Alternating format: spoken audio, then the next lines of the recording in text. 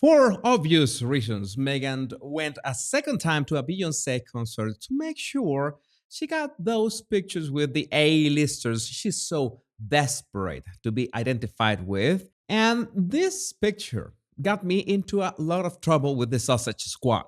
I was just pointed out that compared to Kerry Washington and Kelly Rowlands, well, Meghan's pupils were bigger, so that could mean only one thing, that she was having more fun. What's the problem with that? But it's funny that Carrie, on her Instagram account, decided to crop the Duchess of Sausages and keep her off the frame. Oh my god, that is sad. Because 10 years ago, or should I say 10 shades of Meghan ago, they used to hang out together quite nicely. Could it be Meghan's face of desperation to stay relevant? And by the way, making sure that Harry was not around? Welcome back, my 151,000 Royal Rogues, plus the close to 1 million who haven't subscribed yet. My name is Jesus Enrique Rosas. I'm the Royal Rogue. And because, no, this is not that Meghan had some kind of wardrobe change. This is that since she was spotted at a not VIP area, she came back with a vengeance, making sure that she was spotted next to, well, or at least in the proximity of Kris Jenner, and we can also see Jeff Bezos and his girlfriend there. Woohoo! Success!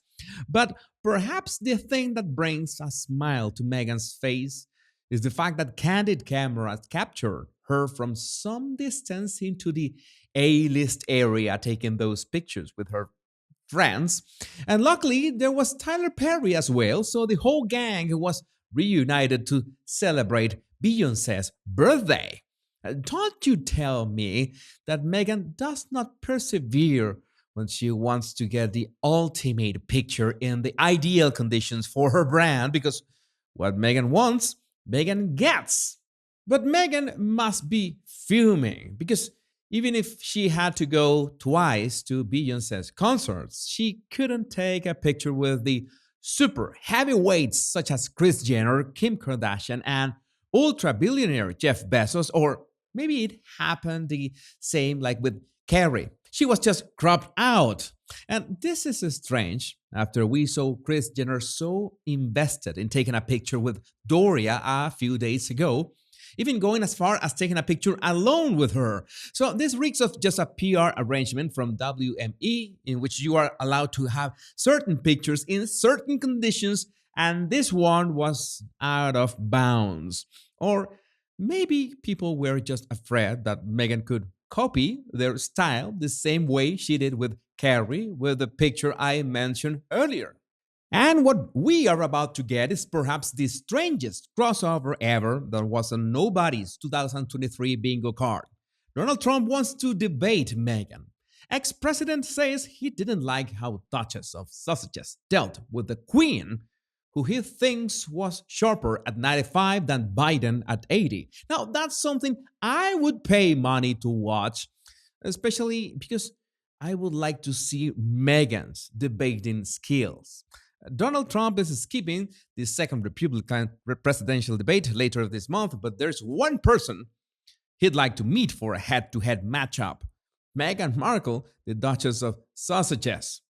Now, if you ask me, I think the best dude to moderate this debate will be Russell Brand, hands down. But if you have a better candidate, I would like to read it in the comments. What's even more pathetic is that we got reports that Prince Harry will never forgive King Charles for hate-filled decision to remove his military titles. And I ask, why would Harry care about those titles? Doesn't he want to go by just Harry since a long time ago? And more important than the military titles would be the comrades he made along the way.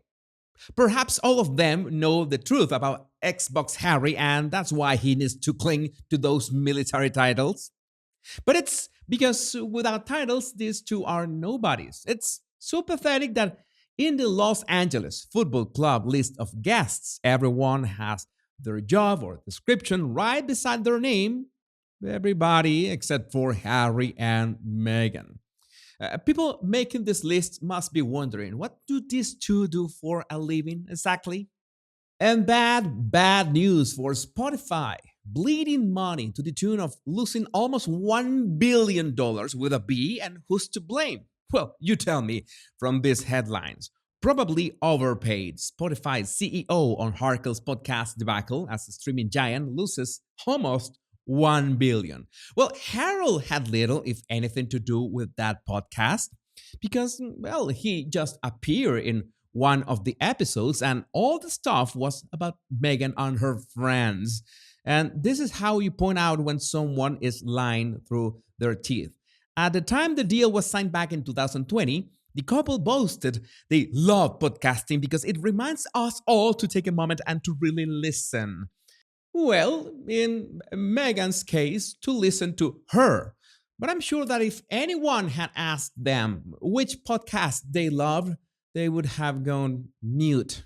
This is not keeping up with the Kardashians, but keeping up with the appearances. According to TMZ, Harry and Meghan have been spotted looking to buy a plot of land in Malibu for around 8 million, so they will be allegedly planning to build a house for $10 million there. Because you can imagine that with headlines like Spotify's downfall, all of the arsewives kind, their PR management agency has to do anything to make it look like they are thriving. After all, nobody wants to hang out with people that have the reverse Midas touch. In fact, it's not difficult to arrange an actual real visit to a plot of land and talk about building projects so you can leak it to TMC. At this point, there's nothing from the Montecito morons that surprise me anymore. And as we get closer to 1 year without Her Majesty Queen Elizabeth II, it's more than obvious that the dastardly duo are planning to steal the spotlight once more, which of course is laughable. But devoid of a better plan, what they could try to do is, again, intend to tarnish her legacy like they did on the Netflix documentary, modifying her pledge of service. That's how it's so easy to understand how Harry is nothing more than an ungrateful rat who had all the benefits, support, and privileges of being born into the royal family, but without the responsibilities of his older brother. It takes a special kind of rotten soul not only to make the last years of Queen Elizabeth miserable, but to purposefully intend to diminish her legacy. And for that, karma will eventually get to him. And I want to mention this thread from Daniel Korsky, where he wants to express why is he a supporter of the present-day monarchy and the new monarch. He served in Iraq, running the reconstruction of the Basra province during the war. He recalls how the experience took a toll on him and his colleagues much longer after coming back home. And being a civilian, there was not the same support system for veterans, so it was especially tough. Then it came an invitation from Clarence House, especially from the then Prince of Wales, to honor all the civilians in the war. Korsky recalls how then Prince Charles was very sensitive and talking to everyone, so it had a soothing effect on him and his colleagues, earning his support and respect. You can find the link to the thread in the description.